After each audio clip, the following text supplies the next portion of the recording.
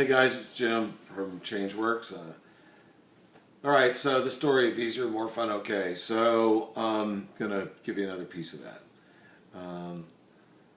So I was in New York, actually in a town just outside of New York City, at a conference, learning how to get your message out into the world, and there were all these famous people there with radio shows and books and all kinds of things that they were doing that were pretty cool, getting their message, their toolkit, getting the word out to their community.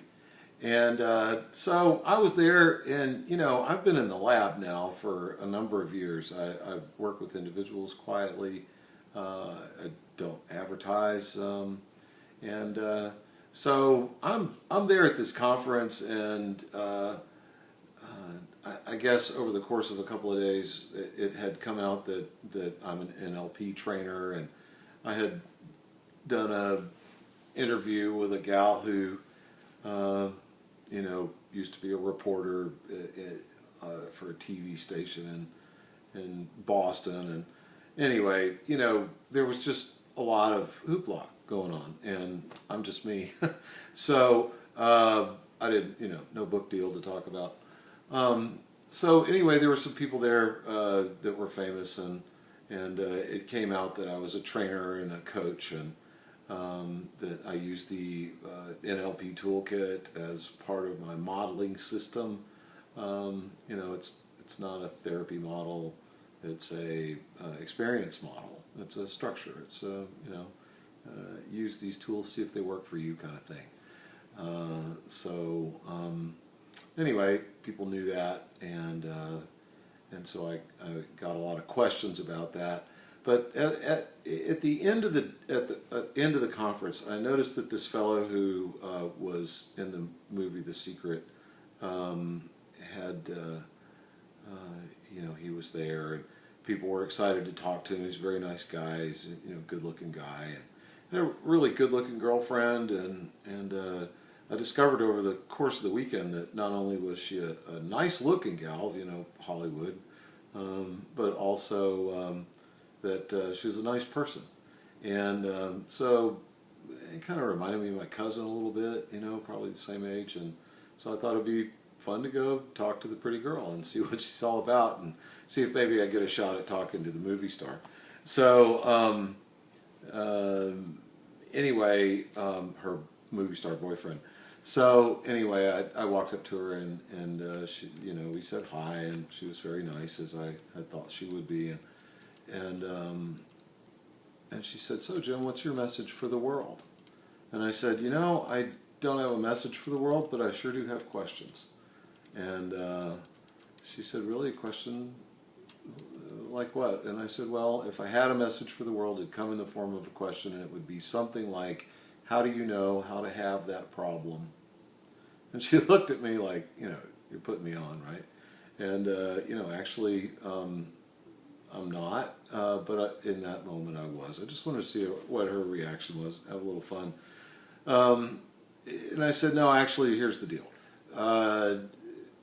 If I had a message for the world, it would come in the form of a question. The question would be, if everything were easier and more fun, would that be okay?"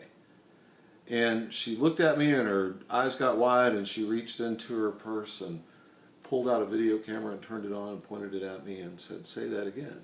And I said, "Well, what are we doing here?" And she said, "Copywriting that question. That's going to go on record here that you asked that question here in January of 2013." And I said, "Okay. Great, and about that time, here comes her movie star boyfriend, and he says, 'Hey, what's going on here?' And so she says to him, Jim was telling me what his message to the world is, that it's a question." And he said, "Oh, really? What's the question?" And he said, "You're that NLP trainer guy, right?" And I said, "Yeah, that's one of the things that I have in my toolkit." And so he said, "Well, what's the question?" I said, "The question is, if everything were easier and more fun, would that be okay?" And he said, "Wow, that's a really great question," or I don't know, some words to that effect. And they proceeded to tell me how they would love to talk to me about working with me, and they're really nice. I was completely not ready to be taking on high-powered people like that,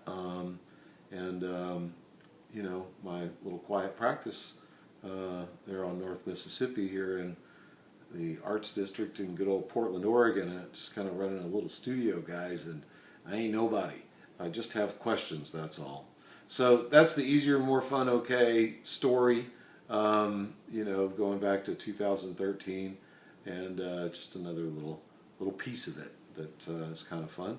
And, the most important part of that whole thing is the incredible impact that that's had on people's lives and family systems. And I've got whole families that are talking in their extended families, people that I haven't met, maybe never meet. It's becoming part of the family vernacular. What if this could be easier, guys? What if this could be more fun, guys? What if we could be okay, guys? What would that be like? So there you go. It's a powerful question, and let's all learn how to live with it, because I know I'm still working on it. And we'll talk to you again soon. Thanks for being here, and of course we're always interested in your feedback and in you sharing your thoughts, experiences with us. We want you to own this work. We want Easier, More Fun, OK to be yours. And